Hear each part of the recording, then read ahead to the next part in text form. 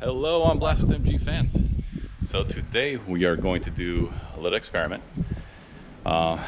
because frankly there really aren't any videos of this anywhere on the internet that I could tell. I might be the first one doing it.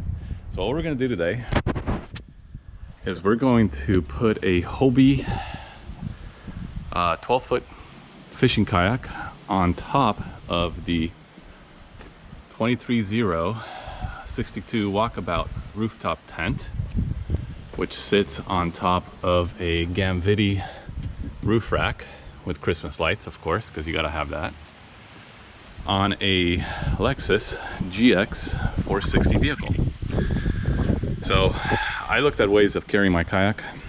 I like going fishing a lot, and the only real way that I figure out how to do it is to stick it on top of the tent. So the first thing you really got to do is get up here, obviously take your tent cover off, or yeah, take the tent cover off, and you got to take the ladder off, because that surface has got to be flat on top of the rooftop tent. On this particular rooftop tent, the platform is made of aluminum, and it's insulated via a sandwich type of thing that, you know, sandwiched aluminum with little holes in it so that it provides a nice insulation against the cold, but also I think it'll be pretty strong, or strong enough to carry my 120 odd pounds fishing kayak. So we're going to show you the kayak right here. We got the fishing kayak all ready to go. We are set up for fishing tomorrow at Kachuma Lake. Hopefully we catch some trout, so let's get on it. We'll put this in fast forward. First I will remove the ladder so it gives us a flat surface. Then I'm going to put a blanket on top so I don't damage my rooftop tent cover.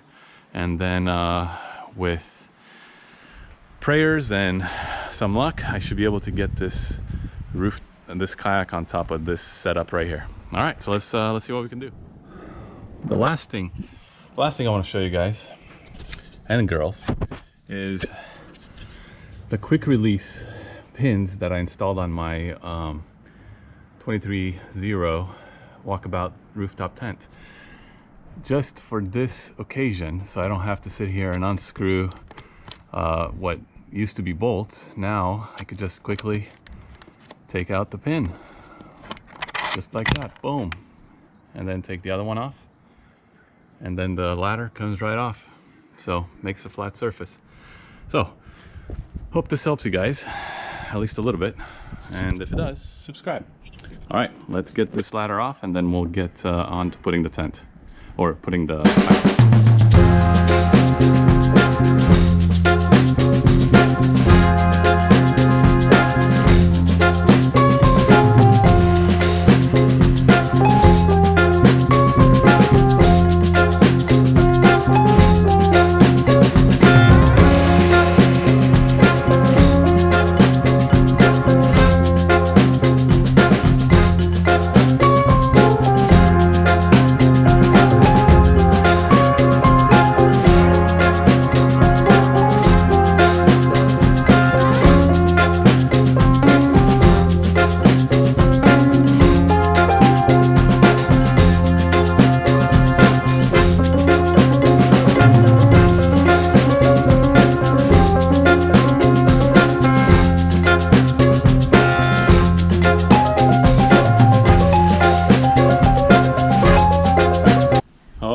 on Blast with MG fans.